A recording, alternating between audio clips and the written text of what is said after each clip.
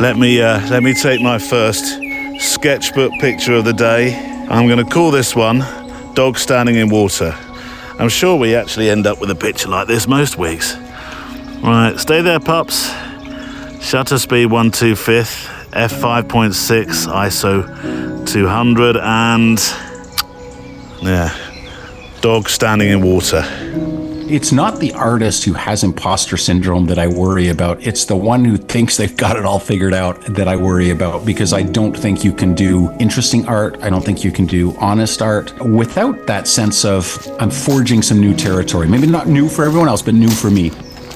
Just one of the topics we rugby tackle to the ground today, and that is the voice of David duChemin, one of my guests today. And yes, I said just one of them, because there's a decidedly magazine feel to this week's photo walk.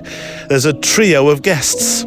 My good friend Giles Penfound took a walk with me Saturday just gone, and he shared a super, one more for luck, super way of meeting people for street portraits. Something that I really wanted to share. I'm not quite sure whether it's a mechanic for meeting people for street portraits, or that's just something that wonderfully grows from the idea that he had.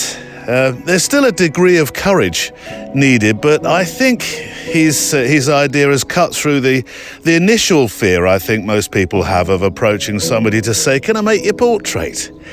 More on that in a while. Valérie Jardin has this month's Teach Me Street ahead of a special I'm recording in Paris in July. Yes, you and I, we're going to Paris with Valérie.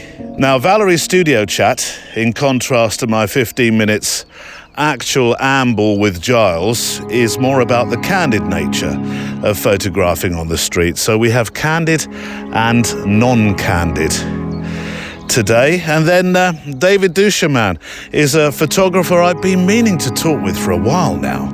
He and his work have traveled further than most of us will in our lives, but his career has spanned decades and decades, from the remote corners of Mongolia to the ices of Antarctica. He is all about the story, the emotion, and the feeling that photography brings, not just to the viewer, but you as the photographer, which runs through his incredible work and I would say his approach to life. David is, he's such a generous soul, such a wonderful insight that he has too into photography. So I decided to try something new. Stand by. I've not done this before. His main appearance as guest is actually next week to accompany a reasonably big announcement I have. And on that show, he'll talk about everything from stand-up comedy, which we do touch on actually this week, to humanitarian and NGO work, to bears. There's always a bear in the story when I talk to a Canadian photographer, to what breed of rhino you definitely don't want to upset, to what he fears and what he doesn't fear in the wilds, to why he made a decision to have his right leg amputated below the knee and how that affects his work and life. Yes, you did hear that correctly. But this week, he answers questions based on the subjects that we've discussed in a handful, 4 or 5 episodes with other guests over the last year. So in this chat, which is a briefer, it's 20 minutes or so, briefer conversation, we talk about how much more present we are with a camera. We talk about obsession, surviving, courage, talent, adversity, imposter syndrome, comparing yourself to others, and the fear of repetition in your work. What, Neil? You get all that into a 20-minute conversation? Yes, we did, and we do. Today on the Photo Walk. The camera has been a window to a world I don't think I would have experienced without it. It has taken me around the world. I've been introduced to and spent time with cultures and species that I would never, as a shy Canadian kid, very introverted, I would never have experienced this without the camera sort of dragging me into it. When people walk past, it's really interesting to see how we interact, because I'm guilty or whatever of this exactly. So we see people who make very, very quick assumptions about what they're doing and who they are. I see so many photographs where all the compositional elements are there. The light is good, the composition is perfect, and then the subject is boring. I sat at a bench and there was 2 Mormon guys doing their ministry, and it was comedic and sad in equal measure, because there was almost this bubble around them that you could see people avoiding them. So I thought, right, well, let's go and chat to them. I guarantee we would never have spoken. And as I said to you, for a brief moment of time, him and I, guys from literally 2 ends of the track, couldn't be more different, had a commonality with each other. David duChemin, Valérie Jardin and Giles Penfound, my guests on the show today. Welcome along as we head out on our photo walks, photographing along the trail and sharing your stories from your letters, your thoughts, and the inspiring voices of guests, of course, echoing along from around the world with those letters. It's not your usual podcast. It's shaped by the community, our community, and it's your words that bring it to life. So thank you, and thank you again. I'll peek into the mailbag in a moment for a flavour of today's thoughts, but before that, I'd like to personally thank those who are Patreon members of our community, the extra milers, as you are wonderfully known because your belief in this show, and I truly believe this, your desire to keep us walking together week after week, your support is the absolute why, the absolute how of this podcast. I have total belief that one day, or this show and our travels could be my complete how and why of how I serve as a creative. So for the moment, you're helping that to take several steps on from being a dream. And if that all sounds a bit woo-woo, so be it. Thank you also to arthelper.ai. If you've ever wanted to sell your photos but haven't a clue where to start, arthelper.ai, they do the hard bits for you. And you get 30 days free on the pro version with code PHOTOWALK. And I'll tell you more about them in a while. Plus, there's now a video on every episode page where you hear their name to show you exactly how this all works. Right, on the show today, Robin Chun thinks he's made his picture of the year. I feel like I should do some sort of fanfare. And you may well agree when you visit the show page and see it. William Leonard is having recurring nightmares about a camera bag. Paul Moore is photographing for a client in a disused hospital while listening to our episode on the supernatural. There's a story that can't end well. And, I have a heartening story I'd like to personally share about how homelessness led to a walk that led to a bestseller which releases as a film next week. Fortune doesn't always, but certainly can, favour the courageous. If you know the story I'm referring to, I hope you won't mind me revisiting a path you'll be familiar with. Plus, there's this month's one-word assignment set by Dennis Linden. So, shall we walk? Checklist out. Coffee, check. Garibaldi's, check. Walking boots, check. Have you got some spare film, perhaps an extra SD card? Check. A notepad perhaps today, because there's a few gems to note down in terms of ideas and inspiration. And though this will sound strange for the checklist, schedule time today because the ending, the tippy end, has a PS that I think speaks to every creative or walker who listens to this show.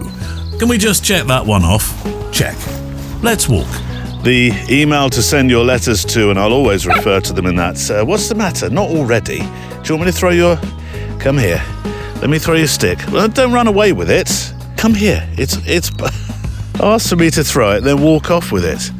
The email to send your letters to, and I'll always refer to them as I was about to say in that beautifully analog spirit. The email is stories@photowalk.show. And those letters you do send in, well, they're the good stuff. They're what make this modest walking and talking community feel much more than just a bunch of people walking around with their cameras. No, it's your stories about life and creativity, walking, photography, and your travels. That's what cuts through the noise of this world, like a well-earned coffee break that we haven't earned just yet. And as we put one foot in front of the other, It's your words that remind, me or us, that we're not just pacing pavements or muddy tracks. We're leaving our own pictorial trails. And that's exactly how we're starting this week, with a letter from our good friend of the show, Robin Chun, or Chun the Chunstoppable. Last Friday, says Robin, I spent a pleasant couple of hours on a photo walk in Bristol, taking in my usual haunts of Cabot Circus, Broadmead and Millennium Square. I made 94 images and they were okay. Not really any big keepers except for this one. Totally my vibe and probably my best so far this year. I was so pleased, says the Chunstoppable, I thought I'd put a story together to match the image, and after filling nearly an A4 sheet of paper, but struggling to come up with more words, getting frustrated at my lack of progress for a suitable ending, and while scratching my head I thought, what am I doing? I'm a photographer. It's the picture that matters. It's all about the picture. And as Rod Stewart says, every picture tells a story. So I'm going to let the image speak for itself and let the viewer conjure up some words, make up a story and enjoy. Or not. The image first. You're absolutely right, Robin. He did indeed say those words. The irony being, of course, he crafted words, not pictures, carefully into a song to tell a story of not needing words. But parking the pedant in me away with the upright Hoover for a moment, yes, a great image, you are right, can stop you in your tracks, and this is a super one, and I'll come back to it in a moment. But here's the thing I was thinking about. This is why I love the idea of journaling, writing alongside your pictures too. A single well-chosen word, perhaps, or a paragraph or something, that can change the entire story. It can tell you what happened just outside the frame. It can, take you somewhere the picture alone might never go. I actually think there can be a partnership. Although this is from somebody who is working on his words. Anyway, to your picture, I know some people find the word layering just a little overused in photography. Oh no, the layering word, not again. It's like the literally word of the written or spoken world, but that's what makes this so good. It's a Chunstoppable Reflections Fest, Robin. One of your best. And knowing that you like to take a calm approach to your street work, Robin, this is perfectly you, I think. There's some figures in there for scale. There is a real splash of colour in the corner, which I love, but most of all, the fact that, as with many of your reflection pictures, Robin, you can't really work out where the reflection starts and ends. It's, for that reason, superb. Look, the picture is on the show page today, and thank you, Robin, indeed, muchly, if there's such a word, for sending that in. I'm not without you. I'm not without you. I'm not without you. I'm not without you. I'm not without you. Oh, I know, pups. It was a good picture, wasn't it? Right on cue. You got the scratches today. I know that people in the people world, the humans that is, are suffering today. I've heard it on radio this morning from hay fever at the moment, particularly badly. Maybe you've got doggy hay fever. There we go. There's some treats. Right, we've got a long walk ahead of us yet. Can't be doing treat stops yet. David duChemin in a moment, the first of my three guests today. If you go to the contacts page, you will find some questions on there just to start the ball rolling with a conversation. But I'm always really taken by the inventiveness that falls outside of the prompts on that page. William Leonard, this is food for thought. Neil, I've been having some of the strangest recurring photographic dreams of late, which prompts me to wonder if this is something other photographers and other creative people suffer from. These are recurring photographic nightmares, perhaps more drama than nightmare. Let me explain. Actually, William or Bill, are you a Bill or a William? I used to get these myself a lot as a radio presenter. I think I've touched on them before, but my ones were built around being an early early show radio presenter and the only one at the time in the radio station of a morning. And so I go to the loo and I'd get locked out of the studio. I'd forget to take my magnetic pass that used to bing, just pop the door open. And, well, there goes a Pinstriped Express. And then, I go to the loo and I come back to the studio door, and there was always this small square fire window that you could look through. And there was a speaker just outside, so you could hear what was going on through the door as well. And I'd get to the door and it would be locked and I wouldn't have my pass. And all I could see was a record the other side of that window, the needle getting closer to the middle. A record, Grandad? Yes, a record. In the days we used to play them on the wireless. And I couldn't get to it, and I could hear the record running out, and I could see the record running out, and I couldn't get to it. I had that over and over. Then as a photographer, sorry, Bill, I'll get to your story in a moment, and in particular for weddings, my recurring dreams shifted, and they'd go along the lines of, for some reason, I'd leave the site of a wedding for an hour, inexplicably. I never know why, in the midst of a wedding, and then I completely miss a really important part of the day. And I never wander far. When I'm photographing a wedding, I'm never far from the action. So I suppose this is sort of being picked up and popped somewhere you just don't feel comfortable. I sort of missed a whole... This way, pups. I've missed a whole section of the wedding.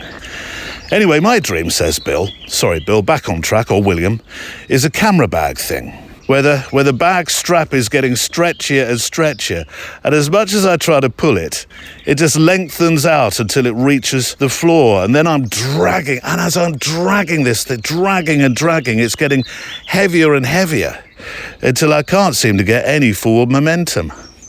And the reason it's troubling is, being somebody interested in wildlife photography, it's stopping me from getting the shot of the day. I see, so you're walking along the path, and the bag sort of become this 60-kilo weight almost.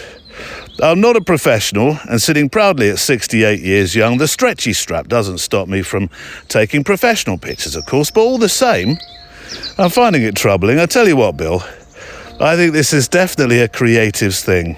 I reckon your stretchy strap is telling you something. It's like my Columbo thing in the interviews, just one more thing. Only yours is just one more lens. Bill, isn't it? Your subconscious is telling you, leave the fourth lens at home, Bill. You're not filming Planet Earth. Yet, anyway. But I thought, as I read this letter, I thought we could be onto something here. And Bill, I need your website, by the way, or Insta, so I can share it. Always send me your links. Always, always. But I think we could be onto something here. Do you have those dreams like Bill or William or me? I'd be fascinated to hear, actually. Write me your thoughts to stories@photowalk.show. Stories@photowalk.show. I could have asked that question, actually. I wish I had now. And my first guest this week, Canadian photographer David duChemin, who is a photographer, an author, an adventurer. Actually, the list could go on here. Let me quote from his website. A former humanitarian photographer creating images of hope and dignity for the international NGO community. My work pivoted after a life-altering accident while photographing in Italy in 2011. Now a below-the-knee amputee from 2023, my calling lies in turning my lens toward the natural world and nudging others to pursue a life of intention and creativity, which actually plays into the extra mile today as well. Life, to quote the late Helen Keller, is either a daring adventure or nothing at all. I really did wonder whether to use that quote as our PS. I'll have to choose something else, of course, now, but I wanted to try something new for the first time today with David, inspired by looking back through the back catalogue on the train for some reason, coming back from London last weekend. So, I was looking at the back catalogue of the shows we'd had. It occurred to me that the subjects tackled by or introduced by guests could sometimes benefit from a revisit. Not just in repeating audio, no, which we do from time to time, we do some archives, but by by actually seeing what new guests might have to say on the subjects that previous guests have raised. This is really an appetizer for our much longer conversation next week, which I humbly think may change the way you look at your work and feel about your work, but that's next week. Here is a part one before the official part one, I suppose, with my guest, David duChemin. David, I've not done this sort of style of short interview before. We've got our main interview to come, but I wanted to start with a short one. And there was a reason, because you've got such a strong background as an educator alongside the incredible work that you make. I thought we'd start with a series of questions posed, I suppose, by recent episodes, a kind of hors d'oeuvre to the main interview to come. And I thought of this on the train on the way home from London the other day, and I thought, I tell you who'd be good for this, David. I love it. It's sort of a test bed in this one. So here we go. It's about 10-15 minutes of these. In episode 486, Tracy Halliday, fellow Canadian photographer, Tracy Halliday, introduced me to the quote, "wandering the world with eyes wide open," which I absolutely love as a quote. And I'm intrigued what you might say about this. What is it about photography that makes us more aware, do you think, that does widen our eyes? If you like, it heightens the presence that we feel. Because I think we do feel a different presence when there's a camera in our hands, don't we? I think we very much do. I think the camera it's a little like a backdoor to reality, because we are so obsessed with the final photograph, many of us. We are always looking. We always have our eyes open for that sliver of light or that moment or that thing that might have, had we not been so obsessed, a thing we might have just missed entirely. And that's on a moment-to-moment basis. But I also think, for me, the camera has been it's been a window to a world I don't think I would have experienced without it. It has taken me around the world. I've been introduced to and spent time with cultures and species that I would never, as a shy Canadian kid, very introverted, I would never have experienced this without the camera sort of dragging me into it. And later, as I developed the confidence and the courage, it became less a thing dragging me and more an open window to that. But I very much agree. I think the camera for me, it has served as a way of making me more alive, more present, and wandering the world with my eyes open to wonder, to possibility, in a way that I don't think I ever would have experienced without it. So I count myself very fortunate. And I think a lot of photographers feel that way. Those of us that, get past the need to create a sharp and well-exposed image and really encounter the world. I don't know anything that has the ability to, I think it was it Mark Reboud who said, photography is experiencing life or falling in love 1/60th of a second at a time. I've done horrible injustice to the quote, but I think I've captured the spirit of it. There's several things that come out of that. Obsession and this introverted nature that you have. Has it changed you in that respect? I know a lot of photographers talk about being introverted or being an extrovert, introvert, or is it introverted extrovert? Well, I think, like anything, there's some nuance there, and the truth is probably somewhere in the middle. I suspect that many photographers become photographers because we want to be on the other side of the lens, because we don't want to be the center of attention, because it's a quiet place from which to view the world. There's a protective mask in front of us in the form of the camera. And so it wouldn't surprise me if most photographers, or certainly many photographers, identified as introverted. Now, I had a 12-year career in comedy, and when I tell people this, they say, well, you can't possibly be an introvert. But when I stepped on stage, I was just playing a role. I would just take a deep breath and, breathe in extroversion and put a smile on my face and play an extrovert. And when I got off the stage, I would I'd go back to my green room and hug myself and think, well, thank God that's done. I loved it. I thrived off it, but I get my energy in the quiet. I get my energy away from the crowds and quietly sitting somewhere on a stream or in a city somewhere, just me and my camera. So I'm certainly a very introverted and suspect many photographers would resonate with that. It's fascinating that career in show business, in comedy. I was interviewing a TV comedian a few years back, and he said, "You're most likely to find me rocking in the corner before and after a show." He said, "I thoroughly hate the whole thing about being on stage, but equally I love it. I can't quite come to terms with it." Are you quite obsessive then? Are you quite hard on yourself? You mentioned obsession, and I don't think anybody that makes the kind of pictures you make in the places you make them, at sometimes I would say a deal of peril. I don't believe you could do those if you weren't obsessive. I don't know that I'm, and we're splitting hairs here. I don't know that I'm obsessive, but I certainly get obsessed. My wife would probably roundly disagree with this. I get fascinated by things, and when I am fascinated, my curiosity drags me around the corner. I can go pretty deep on it. So yeah, certainly I don't think that being obsessive is a negative thing. But I don't think it's a personality trait.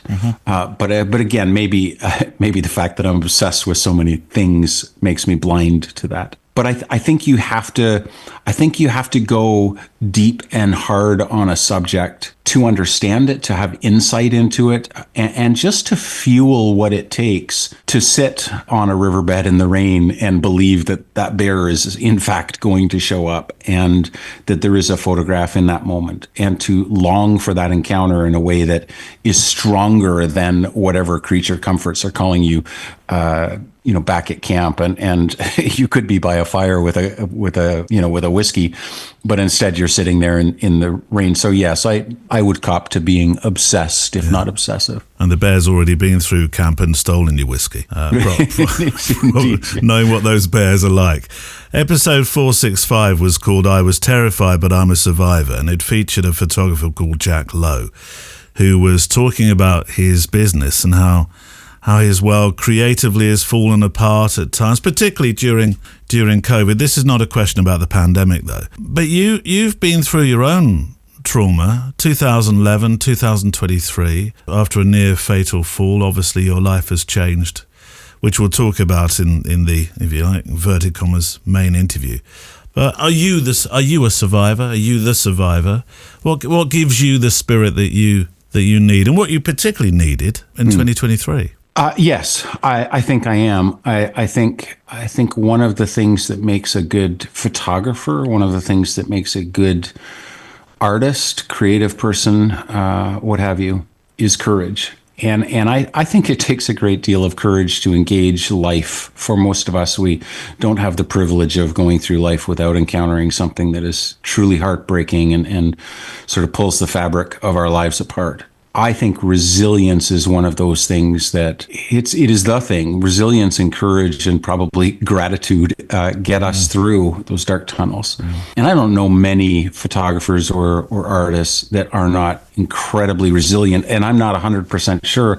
It's an interesting question. Are we resilient because we are artists, or are we artists because we're resilient? I don't really know. But I would say it's one of the few things we get to choose, Neil. We get to choose. We don't get to choose how talented we are. We don't get to choose, so much of our circumstance, but we get to choose how we respond to it. And we get to choose whether we weather the storm or whether we give in to our darker natures. So resilience is a very, very important word to me. Talent is another one. Actually, you mentioned the word talent. Talent's overrated, Neil. I'm appreciative of whatever talent I have, but I'm not sure how to measure it. I was about to say you were aware of your talent without it sounding like I was. No, that's very kind of you. I certainly, I will go out for a walk, or I'll come back from a trip, and my wife Cynthia will say, "Well, did you make anything that you love?" And I don't always know at the time, but I know when I have done the work well. I know when I have worked hard. I know when I've stuck it out, and usually that is an indicator that what I come back with is something that's true to me, that's beyond the low-hanging fruit, as it were. But I don't know that any of us are we ever really aware of our talents? So do we ever see ourselves objectively? I'm not sure. And I don't know where to draw the line between talent or just the skills that have acquired over a lifetime of persistence. Maybe that is talent. I do know that I feel like everything has come hard for me. I feel I'm the kid that always kind of was lagging behind in class, always sort of had to learn things the hard way. And maybe that's where the resilience comes in, or maybe that's where it comes from. I don't know. Cynthia, I would imagine, is a fantastic supporter of yours, and I'm sure she feeds into that resilience, particularly following your accident. You know, I met Cynthia the week I had my accident in Italy. At the beginning of the week, I fell in love. At the end of the week, I fell off a wall in Pisa. And she came back. We had only just met, and we've been together since the day we met. It's 14 years now. And she had come as a student on one of my trips. She's slightly older than me, so I think the power dynamic was sort of equalized. And I'm always sensitive when I say I was with one of my students, but we were very much peers. And anyway, she had gone on after that week. She had gone on to Venice, and I had gone on to Tuscany. I had my accident, and she heard about it on Facebook the next morning. Not the place you want to hear about this kind of thing. No. And she got on a train and came back to Pisa and sat at my bedside for 4 days until I was evacuated. So she has always been incredibly supportive and a very honest voice for me when I'm down, when I'm wrestling with things. But you can't be with someone like me for 14 years and not be cut from some pretty special cloth, because the last 14 years especially have had their ups and downs. And best 14 years of my life, but ups and downs all the same. We shall talk about those in our interview. Indeed. Here's one I think is a very important topic: imposter syndrome. Or I suppose we could wrap comparison anxiety into all this as well. It was episode 458. Sean Tucker, the philosophical YouTuber, was my guest. And we got quite deep into that subject. Is it something you've had to work through? I'm suggesting it probably is, because you feel like stuff has not come easy. I have written at great length, and certainly with some candor, about imposter syndrome. And I was asked recently, surely after all the years and, the books and some level of success, surely I don't fear the failure the way I once did. And I think I fear it more. I've developed the coping skills. I've learned to see it, recognize it, and I respond with some courage. But I fear it more because I think I have farther to fall from. When I wrote my first book, Neil, I had no expectations whatsoever. Had it been a colossal failure, I would never have known, because I wouldn't have known what failure was on that scale. Having written now, I think I'm in the middle of writing my 16th book, the expectation has been established. And so I feel like there is farther to fall. Having said that, I think imposter syndrome, I would almost say it's important that we have, not that we call it imposter syndrome, but that sense of, I really have no idea what I'm doing. Piggybacked onto that, there's always that sense of, and if everyone else finds out, I'm in trouble. But the sense that I have no idea really what I'm doing, I think it has to accompany our creative efforts. I think because the new thing that we're doing, whatever that is something we haven't done before. Of course we're faking. Of course we have no idea what we're doing, and because we haven't done it before. And so I think that may be one of the places from which this imposter syndrome comes, is the necessity of working in uncertainty, and it's just the honesty of admitting, I don't know what I'm doing. It's only then, when we think about if others find out I'm in real trouble, that I think it becomes a negative thing, that I think it becomes a judgment and the critical voices that we all have in our heads. But I think we all have it. I don't know. And it's not the artist who has imposter syndrome that I worry about. It's the one who thinks they've got it all figured out that I worry about, because I don't think you can do interesting art. I don't think you can do honest art without that sense of, I'm forging some new territory. Maybe not new for everyone else, but new for me. I'm doing something I haven't done. I'm there's the cartoonist Bill Watterson, who for years did the Calvin and Hobbes comic strip, with which I was completely infatuated as a teenager. One day he just up and quit, and the world, of course, felt this little sense of loss because they were so attached to these characters. And he said in interviews that he quit because he didn't want to mow the same patch of grass twice, and felt like he had got to the point where he had done what he set out to do, and worried that he was just going to start repeating himself.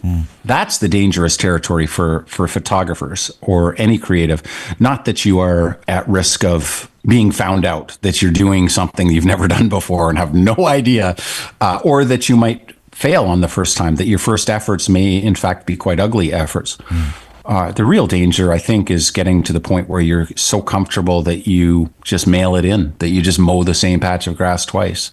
I read an Ansel Adams quote that it was heartbreaking, Neil. He said, I had a real hot spurt for a few years, and ever since then I've just, I think he said boiler making, but basically ever since then I've just been mailing it in, he said. And I found that really heartbreaking for someone who, is so well known that he would look back on his career and say, I just got to a point where I was just kind of repeating myself. I fear that more than I do the judgment of others that say, this guy has no idea what he's doing, because I'll be the first to cop to it. Well, I really don't. I would imagine in that respect, then, you do not suffer from comparison anxiety, which is something we do talk about quite a lot on the show. And I think that's a fear that many photographers have picked up, and probably it's a result of reading far too much into Instagram grids, etc. Certainly, but I would disagree with the notion that I don't suffer from comparison anxiety.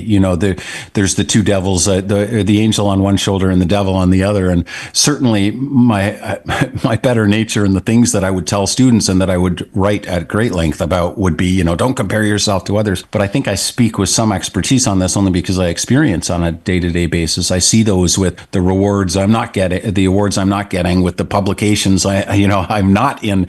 It's always the gaps. It's the spaces that I'm not occupying that I look at others filling. And someone like Sean Tucker, I'm infinitely envious of his talent and his audience and his wonderful voice. I watch Sean's stuff and I think, oh gosh, I wish I was Sean. And Sean's probably looking at others and saying, I wish I was this guy. Or it's not that I wish I was Sean. It's just the grass is always greener, and we can't help but look into the empty spaces that we're not going and kind of ask, what if? Why not me? But I think as long as we're being honest about it, I think as long as it's not side railing us, as long as we recognize, I recognized last month that I was spending far too much time on Instagram, and that my inner life was being affected by this comparison. And I just said, right, it's time to take Instagram off my phone for a while. So I took it off my phone. I haven't been on Insta for 3 weeks now. I feel like a recovering addict, and it's been very good for me. But I won't for a minute pretend that I don't look at those that are creating work that has a quality about it that mine hasn't yet achieved, or it's different, and I long for that in my work, and feel these pangs of why not me? Yeah. But if you leave it as a question and then try to answer it, why not me? What am I not doing? Am I not pursuing this opportunity? Have I not learned this part of my craft? I don't think it has to be negative. I mean, it usually is, and it's usually the reason for the whiskey at the end of the day. But it doesn't have to be a negative thing, because it is fundamentally human. So we either need to deal with it, or, as I said, open a bottle of whiskey, because it's not going anywhere. What is the whiskey?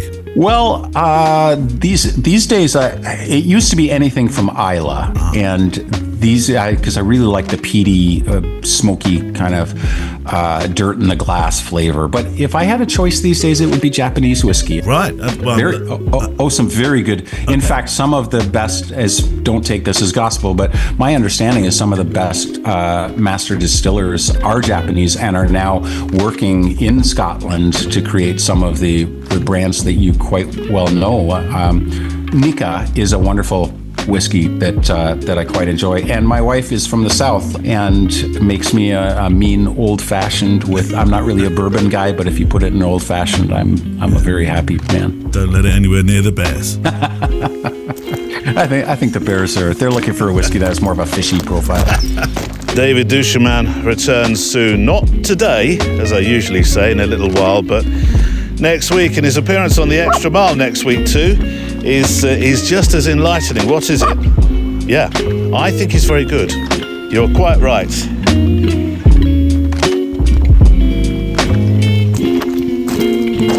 Each year when I walk along this path, I'm at the reed beds today. The reed beds, Neil, I know those. Yes, I know you do. You've walked with me on these many, many times. Each year, the reeds, going from winter where there's nothing really going on, then suddenly, whoosh, everything happens. The reeds and the grasses start to almost walk towards the path, and they cover it, they go across it, they leave you hardly any room to get through. In about a month's time, I'll need to bring my secateurs to complete this walk. But let me I just took a sketchbook image there, but let me get another one just pointing this direction. Perhaps this will make out how much they start to come across the path. 550 shutter speed, beautiful sunshine. F6, F5.6 rather. 160 ISO. There we go. A sketchbook picture from the path today. It's the photo walk of a Friday. Now, please don't look into the sky when I mention this book in that sort of, get with the plot, Neil. This was a bestseller yonks ago, and you're only just talking about it. Oof. And I'm not sure if it's a bestseller, actually, in terms of just the UK or perhaps other parts of the world. But if you can read this book, completely set around a true story, please, please, please, please, please do. The film comes out a week today. Of the title of this book, and I'm wanting to read it, so I'm making my way. I don't read a lot of books, actually. I read a lot of stuff, a lot of research, actually, but I don't read a lot of books. But I'm absolutely enthralled by this one, probably because it's all about walking. Yes, it has this incredible life story about it. It really does. It's called the Salt Path, and because it's a long walk, which I can see is having the most wonderful photographic opportunities, the countryside, the seascapes, but more than that, the endeavour and the people you meet along the path. Same to you. Did you hear that? It's called The Salt Path. It's by Rainer Wynn, who wrote it after this experience I'm about to describe. Debut book, actually. Smash hit. And it's one of those books that quietly catches you out, I think. So I will say I'm going to do a couple of spoilers, though fear not, I am not through the book yet, as I've just said. I do not know the ending, but it starts with this devastating double blow. So Raina Wynn and her husband Moth, they lose their home sort of overnight-ish, if I was simplifying it, after a bad investment with a friend that Moth trusted. And then if that's not enough, just days later, after they lose their house, Moth, this, I would describe him as a phenomenal spirited man. He's diagnosed with a terminal illness. So there's no money, there's nowhere to live, and a future that obviously looks very bleak, very uncertain. And from memory, I think they have something like £150, possibly 200, I don't know, something like that left in the world. So in a moment like this, what do you think they do? Well, Rainer spots a book about this incredible coastal walk taken by one man and his dog, in a literal sense, actually, a number of years earlier. So they pack a rucksack each, lace up their boots, and they start walking. This is just a shade over 600 miles. Now, considering that Moth starts out unable to lift stuff or even walk properly, this is hundreds of miles of cliffs and sea and, well, weather. Sometimes not kind weather. And somehow in the walking, they both begin to rebuild. And something extraordinary and true, which is why I love this story so much, starts to happen to them both. And I won't give you any more spoilers, but that sets you up for this just absolutely beautiful book. Come on, pups, this way, going under the bridge now. I love looking back from, hang on, hold that thought for a moment. I love this bridge because you often end up with stories of light being several stops apart from each other. I'm making a real hash of this. Sometimes I can't really explain while I'm trying to take a picture. Oh, hang on. So 450th, 5.6, 160 ISO. Shooting from the dark out into the light. Another sketchbook image. Come on, pups, through here. Here we go, under the railway bridge. Actually has a number, this bridge. What is it? What's this bridge's number? 45. 45 on the way to Bristol. Now, where were we? Talking about the book, yes. But the reason I'm talking about this book is for the fact that it embraces so much of what is special about our walks with a camera, because this isn't a story about hiking, really. It's very much a story about resilience. It is about the hiking, but it's very much a story about resilience and how fragile and strong we can be all at once, about how you don't always need a grand plan. Sometimes you just need to move and let the path show you what's next. And David did I have to put $1 in the pot for that. And David did touch on that, and he will definitely next week. And I think what's striking me most is the chance conversations that Moth and Raina have along the path, because it reminds me that when you're out walking, whether it's with a camera or just your thoughts for company, you never really know who you're going to meet. I met a chap a short while back, and I didn't record this. Sometimes I don't have to record everything. It might frighten some folk, I think. And he was just sat there watching for bird life. We had a conversation about stuff that he'd seen, about the fact that it's ironic, really, because I knew I was going to be mentioning this book to you, the fact that he's having some physical problems with his walking at the moment. And so we talked about birds, the birds that he's seen. Oh, he has a tremendous memory for bird noises. He rattled off about, I don't know, about a dozen birds. And obviously I hear those all the time. I'd love to be able to recognise bird call the way that he does. I know you can get apps, and I've got an app for doing that, but it was wonderful just to hear him with a real passion recapping everything that he'd heard, not necessarily even seen on this path this morning. But that is one of the joys for me. The world is full of extraordinary, ordinary people who might just change your day or your life with a single moment of connection. And that, I think, links perfectly to my next guest today, who is, I think he's becoming my occasional co-presenter. My friend, documentary photographer Giles Penfound. Now, Giles has talked with me constantly about the joy of meeting people and the wealth that encounters can truly bring, especially when that encounter turns into a photographic moment as well. We took an amble, we did, Saturday just gone, with Barney, Saturday morning actually, and he told me about a new thing that he's doing, which I think takes a certain amount of courage. It's a completely about-face way of approaching, or perhaps not approaching people, as will make more sense as you hear this conversation that I had walking the path the other day with Giles Penfound.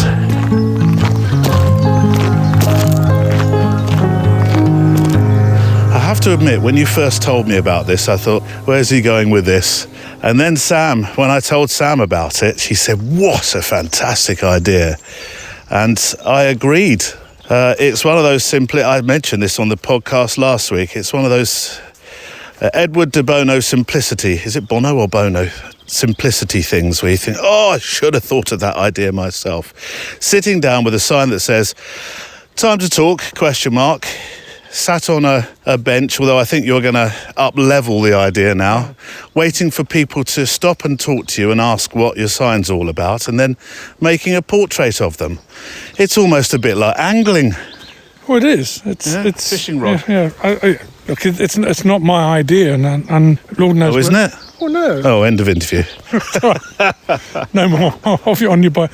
But a lot. I think a lot of people have done a lot of kind of similar sort of things, and I wasn't necessarily thinking about that when I came up with it, but it was the idea of engaging with people, which for me was the whole point of it. And in terms of hometown stories, was engaging with the people I live with. So it's not you approaching them, I would like a portrait of you, you look fantastic today. This is waiting for them to come to you. Yeah, I mean, there's elements of both, but it's more this idea of there's this very strange chap dressed in his tweed jacket with a hat and tie, sat on the high street, and my intention is to be there every single week on a Friday from 12 till 3, thereabouts, with this sign, with my magazines, with a cup of tea and a teapot. And when people walk past, I mean, it's really interesting to see how we interact, because I'm guilty or whatever of this exactly. So we see people who make very, very quick assumptions about what they're doing and who they are. And I guess I'm playing into that. And if somebody looks at me, I'll say, "Oh, hi there, how you doing? Good morning." And some people will not even react. Some people won't even acknowledge your presence, which I understand. That's kind of cool. But other people will. I mean, a couple of people say, "Oh, what's this all about?" And when you explain, and they say, "Well, what do you want to talk about?" I said, "Anything you like." And I mean, two chaps. So Cameron, who was at Vodafone, and Joseph, who's an actor and wants to be a photographer. We spent at least sort of half an hour talking about all sorts, and it was lovely. It was great, I suppose when you were looking out from your chair and saying hi, and then they'd quickly avert glance, it's almost that formal training we've had. I'm sorry to say, if you come across the big issue person in Newbury, for instance, I see a lot of people avert their glance, look forward, almost like they're blinkered. I dare not look at that person, just in case they should make me part with my money to buy the big issue. It's that kind of thing, isn't it? It is, and I'm so guilty of that. I really am. And so this is not me sitting on my high horse, saying what people should do, shouldn't do. This is more a reaction to, I think, what I've been doing, and it's. I think one of the reasons it changed for me was, so last Thursday I was photographing the ceremony for the VE Day 80, and afterwards I just walked into the town. I was sat at a bench, and there was a group of 2 Mormon guys doing their ministry, and it was comedic and sad in equal measure, because there was almost this bubble around them that you could see people avoiding them like the plague. So I thought, right, well, let's go and chat to them. And so I approached them and had a chat, and it was just glorious. The idea that them and I come from literally polar opposites. But as I said, and as we said, surely there's a common link that we. Well, it's called humanity. Well, there we go. Yeah. So, we were talking about this idea that, and I think it is so much these days, this binary arguments, these binary solutions that we have now, is that surely we can hold opposing views, but still come together and just chat and walk away going, it was nice to chat. So the idea of this, and what you're hoping to establish over the months, and you've said years, but let's deal with months first, is to go every Friday, 12 till 3, take your sign, time to talk, ? I had a suggestion of taking 2 of those fold-out garden chairs, and then you're going to take your pot of tea, and then sit and just have a chat, and at the end of it, if it feels right and if they say yes, to make a portrait. Yeah, absolutely. Now, you've talked about having a backdrop. I actually think you shouldn't, because I really, really, really like the one you've just shown me, which is not only a document of those 2 young men, but also a document of the high street of that time behind them. It is nice, and it's. I think the idea with it is not to overcomplicate it. As last week I had this one sign. This week I changed the sign, and I wasn't really happy with it. So it's going back to just making it very, very simple, and just doing what it is. But actually, making those portraits of the people, what I'll end up doing is making a document of the town at this time. It's not just about the people, it's the dress, it's sort of shopping they're carrying. It's again, this is nothing new. This has been done time immemorial, but I haven't done it. You were talking about shopping bags. I saw a photograph, I think it might have been Chris Porsche's work, who did the photographs in Peterborough. I've been reacquainted to through the book we were looking at this morning. But Chris, who's been interviewed on the show, I think he did a portrait of, I'm sure he did, because I'm seeing this in my mind, of somebody who was stood outside Woolworths with a Woolworths bag. Now, we don't have Woolworths in the UK anymore. Well, certainly not on the high street anyway. So that was a real timestamp. No, and it's lovely. It really is. And it doesn't have to be anything other than what it is. It's I'm not trying to be clever. I'm not actually trying to make particularly fine portrait photographs, because I'm not a portrait photographer. I'm not very good at arranging people. That's why when people just say, "How do you want me to stand?" I go, "I don't care. Stand how you like." So it's more of a record than necessarily an artistic expression. Yeah. Not only of the people, but of the place, and coincidentally of me. It's of my reactions to people. It's not necessarily about. It's more inspired by, I think. It's a wonderful photography concept, this. It might not be totally, as you say, original, but it's originally yours, and certainly in the place where it's happening, and certainly, I think, over the next few months. I've already said, I think the local press, I know that the local radio station we have, Kennet Radio, and every town across the world has something similar, or a local newspaper. I think that you will become the story. And I think that will be interesting, because that will bring other people into your story. Yeah, and you look uncomfortable about that. Yeah, I'm not bothered about necessarily becoming part of the story, because that's the very nature of being a photographer. And actually, there's we were talking about earlier on. There's this idea of ego. That part of it is, I'm being recognised for what I do, which is great. Which I don't have an issue with it, up to a point that you don't want to take over what you're doing. Well, I don't think it will. And that'll be fine. I think it's just to recognise it. But the joy of doing it is the joy of engaging with people initially, and then, as happened yesterday, I took some prints along with me, and I gave it to one of the chaps, who him and I would never ever have spoken. I guarantee it, we would never have spoken. And as I said to you, for a brief moment of time, him and I, guys from literally two ends of the track, I mean, couldn't be more different, had a commonality with each other, and we shared a mutual respect for each other. And there was and he got a print, and whatever he does with it, that's up to him. That's what it's about. Photography does that. We were talking over one of your famous breakfasts, the vat of oil to which you dip in sometimes an ingredient. We were talking, come away from there, Barnes, away. This is the dog that doesn't swim, standing over a deep lock. Come on.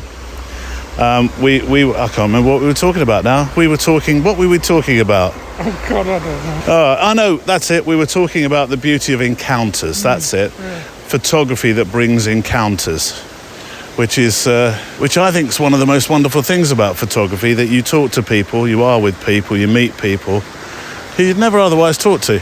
Well, exactly, and isn't that really the whole point? Hi there, how you doing?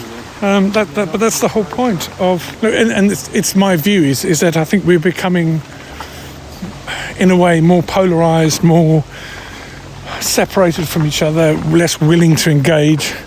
And for me, it's become a reason to go, well, I'm a documentary photographer, people are my lifeblood.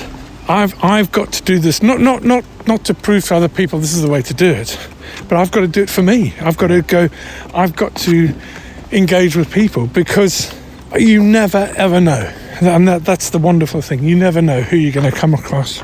Talking about you never know, I'm really disappointed, because the other side of this bridge that we've just walked over, only about an hour ago, maybe slightly under, there were two lads and a girl who were fishing here, and you took some. You made some pictures of the process of them fishing. They're not here, otherwise it would have been wonderful to get the audio of finding out how they. If they caught a bigger fish, because while we were here and you were making photographs, one of the lads pulled out, what was it, a 10-pound pike? Yeah, it was a monster, wasn't it? It was an absolute monster. It was those. We went on to discuss this idea of engaging with people, and just that pleasure of engaging with these guys. That I got something out of it. They got something out of it because you take interest in them, not from a cynical point of view. Right, I've got something. I've got to give them something back. It's not about that. It's about just interacting and just in some interactions will be, hi there, how you doing? And you walk past and go, yeah, that's cool.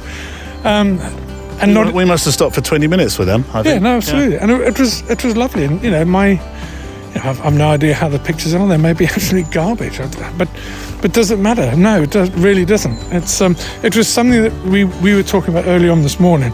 The older I get and the more work I do, the more truly passionate I become about this. Is what is the purpose? What is the why? Why am I doing this? Yes, I adore photography and everything about it and the process and all the rest of it. But it's actually about engaging with people. It's about taking pictures of people, but having those interactions, listening to people. It sounds a bit holier than thou, like I'm getting a bit preachy about it. I certainly don't mean to. It's for me as a documentary photographer to go, well, if my project is about anything, it's about engaging with the people, and actually the photography is just a byproduct, I believe, for me anyway. Well, it was a wonderful encounter. I tell you what, it's confirmed something to me. I'll never go river swimming. Not a chance. That thing looked like Jaws. Oh, dear.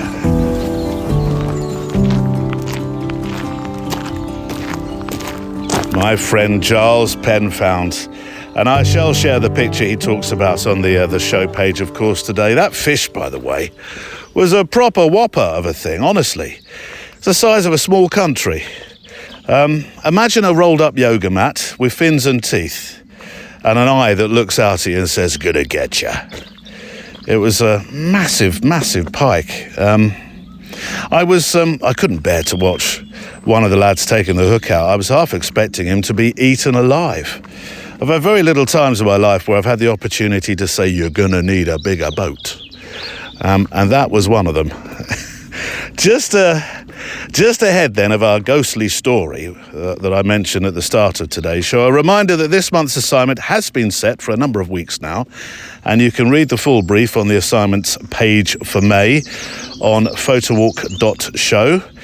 But this is a reminder to get your pictures in under the theme gear, which is an unusual one, really, an unusual one-word assignment for the assignment from me. Usually we have words like context or humanity, humour, those sort of things. But this one is simply titled Gear. A photograph of your gear, some kind of context, maybe emotional connection or attachment or practicality. Pups, move over. He's not very good at standing out of the way. Come on, Pups, this way. Where were we? Pups, you have to move out the way of cyclists. Don't just stand in the middle and look at them. You can't stare a bike down. It won't stop. Where were we? Yes, emotional attachment, maybe practicality. It was set by Dennis Linden, anyway, who had to reshape his camera kit to be smaller and more manageable following a heart transplant. So his picture, it's a great example of how his kit has had to change. Try and get some sort of creativity into it. I know we've had a few, and I'm being very cautious about this because it's always fantastic to receive your pictures. But try not to have just a picture of your gear, although it's nice to see, and it may still tickle the fancy of Dennis, of course. Try to see if you can get some creativity, some sort of unusual angle of your gear. It's a tricky one, I know, because it's a picture of gear. Tricky, this. But I know you'll do your best. Send your pictures to stories@photowalk.show. If you can, resize them to 2,500 pixels. Please do. Otherwise, send full res, and I will do the heavy lifting. Send me some thoughts about the picture too, if that helps in terms of the context. No watermarks, no borders, but do include links to your social feeds, your website, your Flickr, your Glass, wherever we can enjoy more of your work. But I'll tell you what, the day doesn't know what it wants to be. We've got beautiful sunshine along this path, and as soon as I lift my camera, I tell you it's going to do it now. As soon as I lift my camera, there we go, right on cue, a cloud comes across. And then it goes a bit blur, but I was just about to say I'm regretting the decision of my thicker fleece today. There we go, another sketchbook image. Because when the sun comes up, it is warm. Right, letters. This is another one, actually, minus a picture, but I do have links to his work, so you can go and see his fabulous, fabulous pictures online. It's a letter from Paul Moore, who specialises in architectural work in Ireland, and that architecture is very important to this story. It's also important that when he was working on the job he's about to describe, he was listening to an episode of this podcast called How to Photograph a Ghost. Hi, Neil. I've been a weekly listener to your very entertaining podcast, You Are Too Kind. I discovered during the lost years of COVID, but this is my first time to get in touch. I'm based in Ireland, and I've been a full-time photographer for the past 7 years after leaving behind an almost 3-decade-long career in finance. The best career move I've made. One of my main specialities is architectural photography. Over the last year or so, I've been working more on conservation and heritage projects, and as a result, I photograph a lot of older buildings. One of the most recent projects I worked on was an old psychiatric hospital that was built in the 1870s, and it's been abandoned for years. I was slightly apprehensive as I was going to be spending the entire day in the building on my own as I documented each room for my client. We've all seen the movies highlighting what can happen in these types of places, so I thought to myself that I would steady my nerves by listening to your latest podcast as I drove to the location. Needless to say, after an episode crammed with paranormal references, every creaking floorboard and flapping curtain was taken as a sign that I was not alone. Thankfully, I didn't have any encounters, ghostly or otherwise, over the course of the day, but a stiff drink was needed on my return to the office. Next time, I'll pay more attention to the title of the episode. Unfortunately, I can't share any of the photos from the photo shoot because they're for the client. But suffice to say, it was like photographing a Silent Hill game. Keep up the good work. I look forward to future episodes. I really enjoy the variety of guests and topics that you cover. I do wish we could look inside this building. Hey, you tease. But yeah, I will leave links to your super work on the show page. And Paul,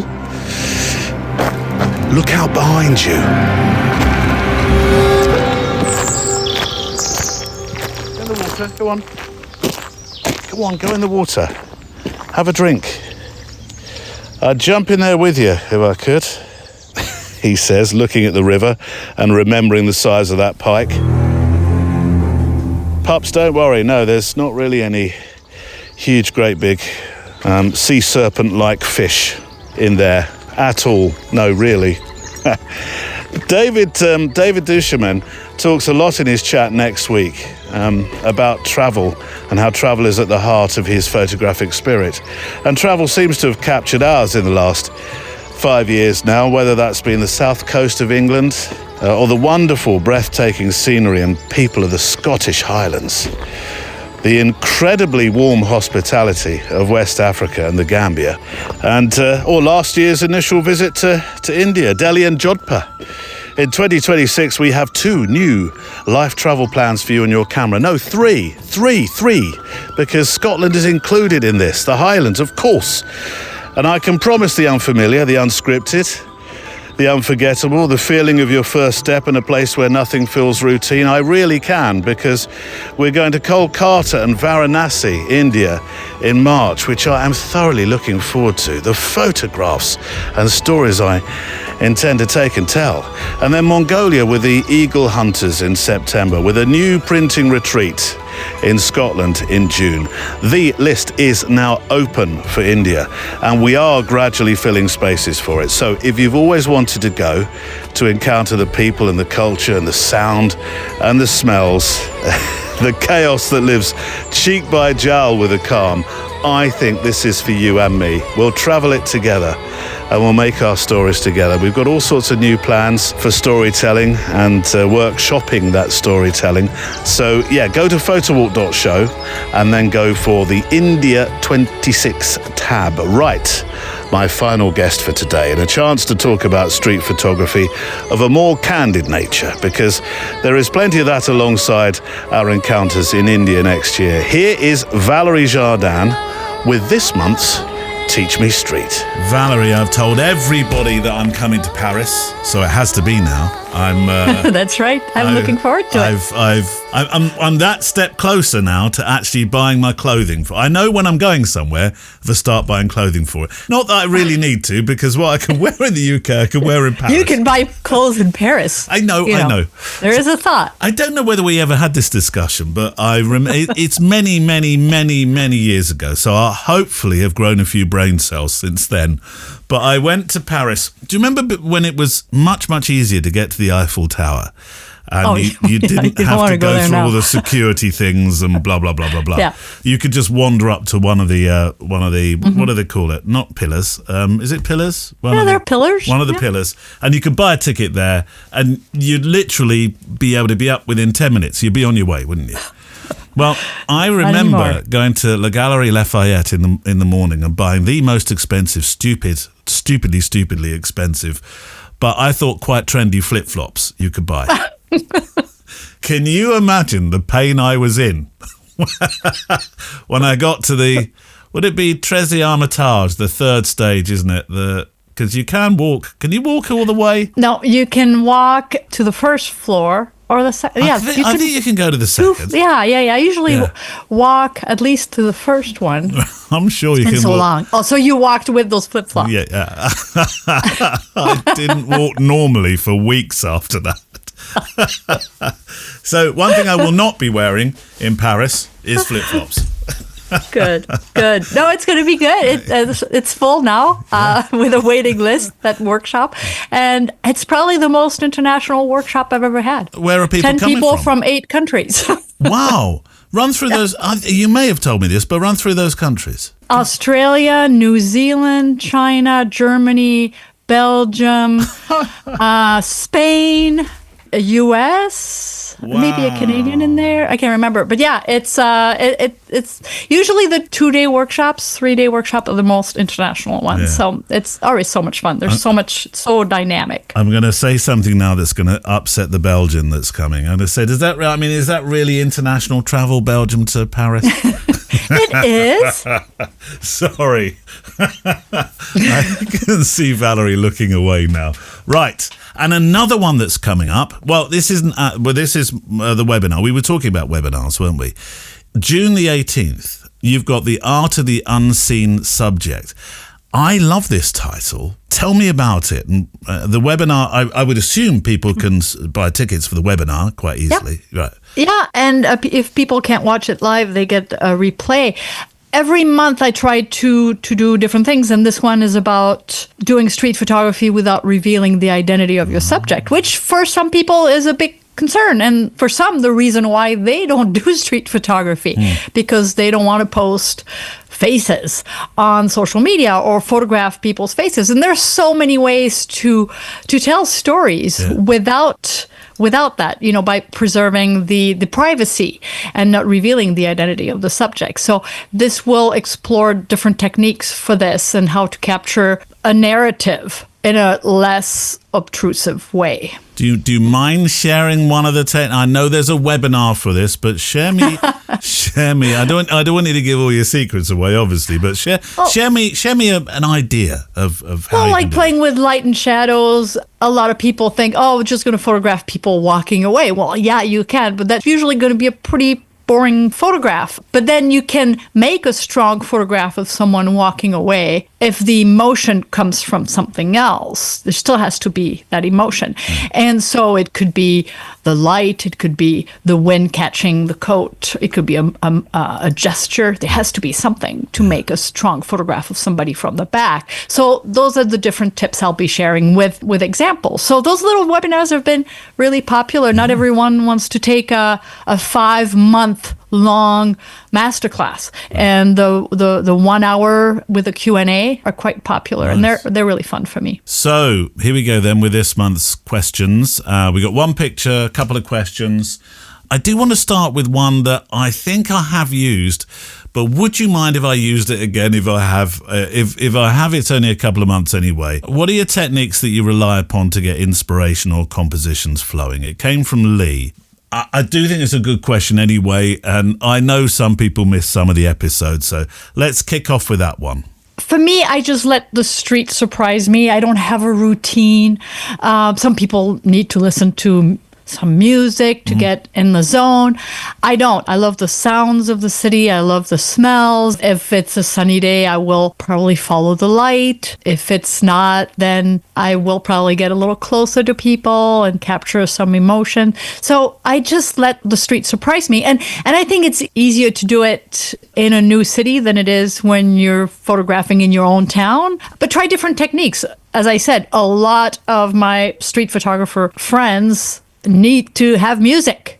That works for them, not for me. The sounds of the city, the smells and everything is always attached to the moment.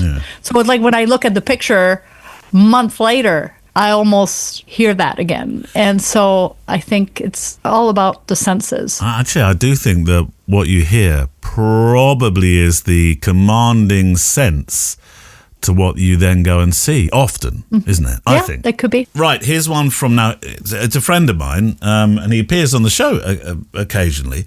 So I was delighted when he wanted to take part in the feature, actually. Mally Davis. He's given a photo for critique, which we'll start with that, actually. This will be on the show page, so you can go and see this particular image. Now, I've seen a lot of Mally's work. I've not seen this one. It's clearly a candid one, so it's playing to your tune. And what you enjoy most, but what do you feel about it? Do you have any details where he saw this or anything? This is in Liverpool. I'm pretty sure it's looking across the Mersey. Okay, so it's very modern, very trendy young family, and they're all matching colors. I mean, they're all in their white and beige. The mom is playing with the child. They're sitting on the sidewalk, maybe waiting for a bus or an Uber or something. And the dad is kind of disconnected, detached, and he's on his phone. And I think there's something really, actually a bit sad about this story. It's like they're not really together. Yeah. And I think that's what the photographer saw and wanted to convey. They're really matching. It's like everything, they're so together in the way they're dressed, right? But they're not really together. One is completely detached. Yes. And so there is this juxtaposition in a way. And I think that's what the photographer saw. I wasn't sure what I felt about the red being right next to his head, because sometimes colour can, because this is such a lovely muted collection of tones. You are drawn to I thought that too, and but I'm wondering if in black and white they may be completely lost. I mean, they're completely in that same tone as the background, so I'm wondering if the photographer actually tried the black and white and realized that the subjects were a bit lost. Right. It could be. I was in I'm So Rock and Roll. I was in Costa Coffee yesterday. And how do you feel now about Costa? Do you have Costas in Minneapolis, or is it? I don't know. I never go to coffee shops. Right, okay. Wow. I have a really nice coffee machine at home. Okay, all right. Well, for the likes of us lot that don't have a lovely coffee machine at home, It's just kettle and instant coffee. I go to a coffee shop. Anyway, look, I was in it, and there were 3 people, mum, dad, daughter, all on phone. Very, very obvious shot. What are your feelings about those pictures? Have they gone now? I think it was kind of fun to get those shots 10 years ago. And a lot of people made series of them, and they were quite interesting. Yeah. I completely avoid photographing people on their phone unless, like in this photograph, it's really part of the story. But yeah, it's just kind of a sad reminder in a way that we're so disconnected from one another.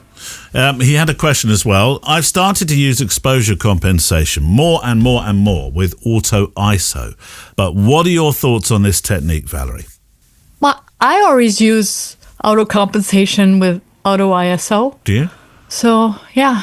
It's not. Why would you? Yeah. Well, a lot of. Well, I don't know. I'm an auto ISO person, but I know a lot of people say there's not a lot of control in doing that. Yeah, but you can't control too much. You have to focus your attention on the moment. So I don't know if it's about street photography or not, but if you try to control too much and you constantly have to change your settings, you're not going to respond quickly enough to the moment, and you're going to miss your shot. So I don't ever go in a menu, for example. I think if you're a street photographer and you need to go in a menu during the day, it's not the right camera for the job. You should have settings that you could do without even looking at the camera. Like, I know where my exposure compensation dial is. I don't need to look at it to dial it down. If I see something and I'm approaching a scene that I want to capture, as I'm walking, I'm bringing my exposure compensation down without even looking at the camera. So all those important settings should be readily available without having to go into a menu. Do you spot, or are you evaluative when it comes to? No, I don't. I never use spot. What do you mean? Oh, spot metering? Yeah. Yeah. Oh, no, I don't use spot metering. I do the average. What is it called? I always say evaluative, but I think that's Canon language. Yeah, exactly. Yeah. I don't know why they have to have different language for different cameras. But we're saying the same thing. Makes no sense. Yeah. So spot metering, like, it would make sense in a silhouette situation. But spot metering is not usually something you can change unless you go in a menu. And if you're reacting to something in a fraction of a second, you don't have time to go in the menu. So to go around the problem in aperture priority and being on average metering, then you just stop down your aperture. You just stop down your exposure compensation to get the same effect. So you can respond quickly to a moment, because going from average to spot metering will take a few seconds. You don't have a few seconds on the street unless you're out all day thinking, I'm only going to do silhouettes, for example. So then, of course, you should be in spot metering. But a lot of time, it's something that you have to go in a menu. So usually you have to find another way to get the shot without going into the change in metering. I'm always fascinated, and this is a question I've written in, if you like. Okay. I'm always fascinated by photographers whose work I admire, you being one, and how they think about the picture in front of them and what's the most important thing that drives them to make or take a picture. So, for example, my mate, who you know, Kevin Mullins, who talks about it's all about light, composition, moment. And then another very good friend of mine, Giles Penfound, when I used that, he said, no. He says, there's only one thing important, and that's the one word, emotion. And I'm intrigued to know where you come from on this. What is the thing that drives you to make a picture? Well, it's a little bit of both. I mean, the emotion is so strong, but if all the other elements don't come together, you're not going to have a very strong photograph. So the strong photograph will have all of the above. That's why we don't take one every day. It's not possible. We'll have a lot of keepers that are average, but the strong photograph, you will have emotion, composition, light. It's like all the elements come together in a fraction of a second. That doesn't happen very often. No. But that is a strong photograph. But then I would sacrifice, for example, I'll sacrifice light for emotion. But sometimes the light will create the emotion. So it's really, it's not a rule. it's going to be a case-by-case thing. Is the light creating the emotion, or is the emotion in the gesture of the subject, for example? But the more of those elements, and then compositional elements such as repeated patterns, converging lines, those are all going to come into play to make a strong photograph. But the subject has to be interesting. I see so many photographs where all the compositional elements are there. The light is good, the composition is perfect, and then the subject is boring. Okay, well, you wasted a really good composition for a boring subject, and you have a boring picture. So it's really subject, and subject is usually the emotion. I'm also keen to ask you, and we've been talking a bit about all the new platforms you can use. I don't know whether I don't think you are. You're not a photo user, FOTO, the new. You have a strong standing on Instagram, but photo's another one that's popped. There was Vero, there's Photo. No, I don't mind checking new things. I think you should do less and better. I mean, the more you spread out, you can interact. I can't. I mean, I can't. I don't even go on Threads. And I know my pictures automatically go from Instagram to Threads, but I don't have time to go and check. I like to respond if people have questions. I have a lot of messages. I think you just can't. You have to choose your battles. So I'm hoping Instagram exists for a long time. I think that's all I have. I think you'll be all right. You'll be all right. Right. If you'd like to send a question in for us, you can do it via Facebook, or of course you can send it in at stories@photowalk.show. Any pictures that you've made that you like, Valerie? You're not very keen on the word critique, are you? You like this word feedback, isn't it? Really? Review. Critique sounds harsh and a little intimidating, and I don't think I'm too intimidating. And I'm usually kind because when it comes down to it, it's not my picture. I wasn't there. And so I just cannot stand the type of critiques where people will look at something and say, nah, and just like what do you get out of this? It should always be positive and constructive. And I think just the word critique doesn't say that, doesn't have that. It's a very negative word. And my thanks to Valérie Jardin, who returns next month. Then I think July's edition will really be a Parisian edition, which will be an interesting one for me because I'll be taking part in Valérie's workshop. So it'll be, it's you, me, a microphone, a camera, journaling our way through Valérie's workshop. I'm thoroughly looking forward to it. I really am. I'm walking along that stretch of path. I've been walking along this path now for a few weeks. I know next week I thought we might go to Watership Down or something. I'm walking along that stretch where you find the half-sunken boat, and there was a massive industrial barge sort of thing with hardly fitted in the lock, actually, with two thumping great cranes. And he's making his way down here, and I said, "Oh, are you coming to take the boat away?"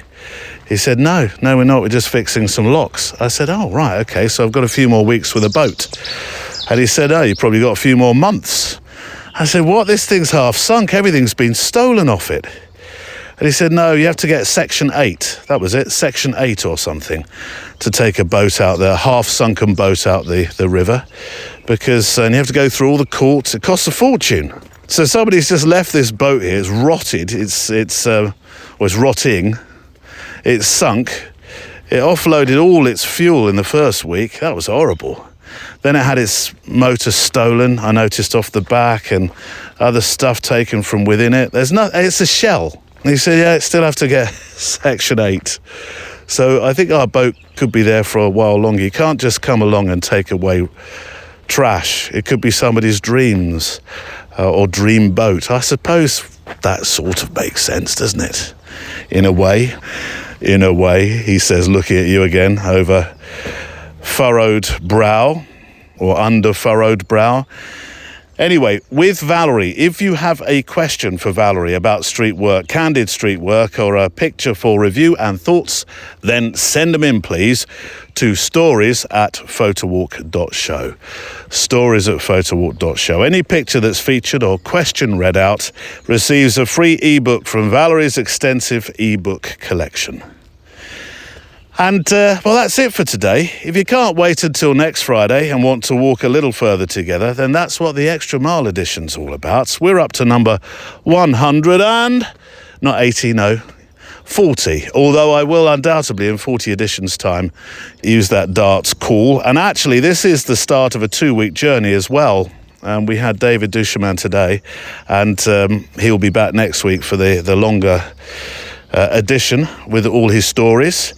But Ricky Lee Bunder, one of our patrons, an extra miler, is joining me today. And it was a chat that actually I thought, well, I'm going to have to put this into 2 parts across 2 weeks, including 3 more stops from David next week as well.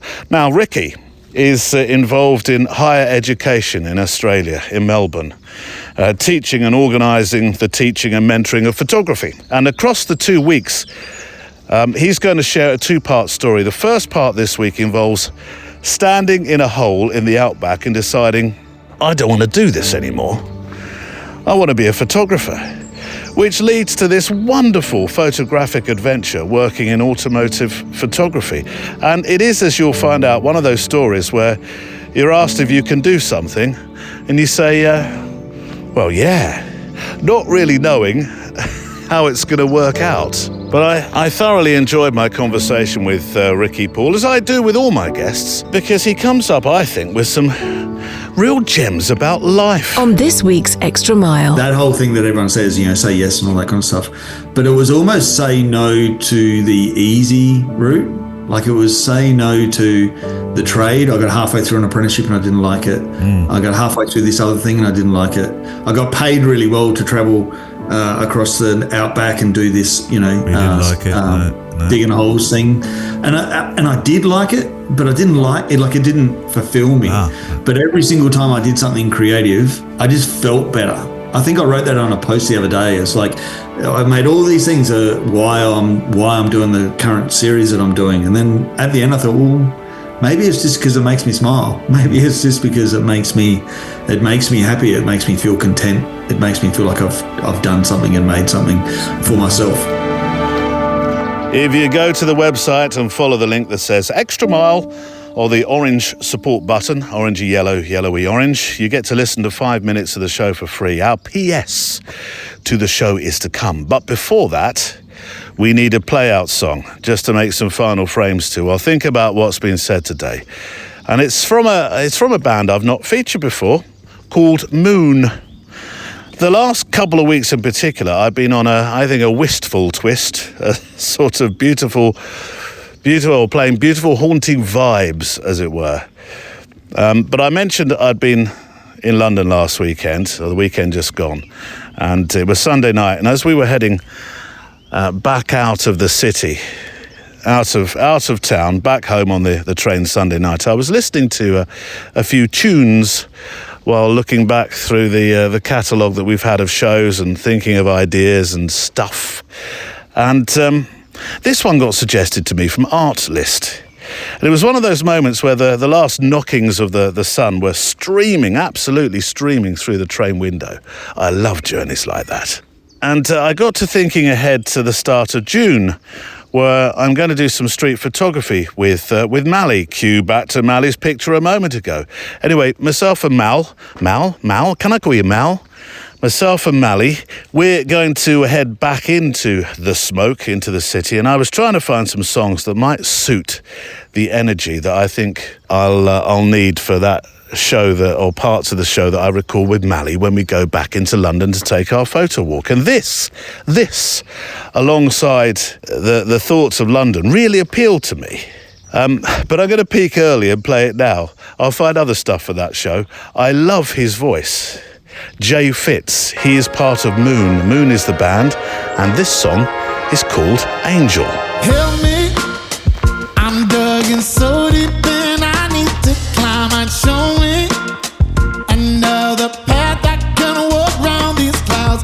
Everybody comes to the edge sooner or later in life. Help me, I'm lost in doubt. Now I'm bringing light to the dark. Oh, I'm bringing light to the dark. I'm bringing light to the dark. You're an angel.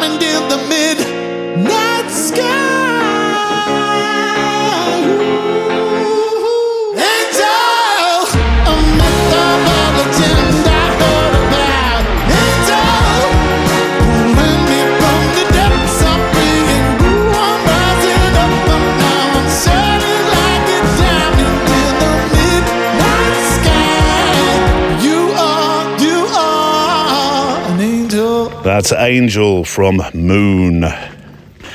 Just a few closing thoughts before the PS. My sincere thanks to you. If you are or you're about to become an extra miler and support the show, you're helping build something special here. I think a gentle, thoughtful corner of the world where photography and walking meet. Where stories are shared from your fantastic letters. And I really do think that kindness is the currency. It's a safe place to talk about this thing that we love, seeing, noticing, and actually sometimes just being. A few mentions for those who smooth the voyage for me. My thanks to Neil Ford, who looks after IT. He can help you too if you drop me a message, and I'll link you two together. My thanks also to Andrea Gilpin, who keeps a watchful eye over Instagram, as does Kelly Mitchell for Facebook, and to Michael Mixon, who helps with show research. Right, a postscript for the show. And I'm delighted that one person that I'm taking this PS from today is the author of The Salt Path. I would imagine, with a movie featuring Gillian Anderson and Jason Isaacs, that it might be some time before I could possibly speak to Raina Wynn for an interview in terms of asking her about being creative, because I think Raina's story is really, really inspirational. It's remarkable not just because of what she and her husband endured, but because of what she did with her story afterward. She wasn't a writer by trade. In fact, before publishing The Salt Path, she'd never written a book. Yes, she journaled, but she'd never written a book. In fact, let me tell you just a little bit more about her story before I do the PS for today, because I think it's a wonderful, warm story. It was on the walk we talked about that Raina began to write, mostly as a way to make sense of what they were experiencing, her and Moth. And how many times have our journal notes and photographs, or our sketchbook pictures, been a fantastic way to do that? As you can imagine, a diary is rather raw and personal. But that writing eventually became The Salt Path, which, and here comes the learning to love the word no bit, was rejected time and time again before Penguin, the publisher, picked it up. When it was finally published in 2018, it resonated deeply with readers because this wasn't just a story of walking, as I said before. It was a story of loss and survival, resilience, and reconnecting with both nature and self. My conversation with David duChemin touched on this today and will do in far more detail next week. So when you hear no, particularly I'll speak of this in terms of creativity, remember this, that this book became a Sunday Times bestseller, was shortlisted for the Costa Biography Award and has sold over 500,000 copies. Actually, I read that it was more, so not sure what's going on with my conflicting research there. Raina Wynn went from being homeless, penniless, completely unknown, to becoming one of Britain's most cherished nature and memoir writers by simply telling her truth in her words. And that's what our pictures are about as well, aren't they? And that could be almost the quote, really. It's a long quote, but it could be. Oh, and this is important as well. Moth is still here to this day, despite his prognosis. And much of this is put down to his walk and this new, well, quite literal direction they took in life. I appreciate this is a long PS. So, Raina Wynn from The Salt Path, a lesson to anyone taking an either literal or metaphorical path in their life. This is the quote this week. If we hadn't done this, there'd always have been things we wouldn't have known, a part of ourselves that we wouldn't have found, resilience that we didn't know we had. The Photo Walk is a Loading Zone production.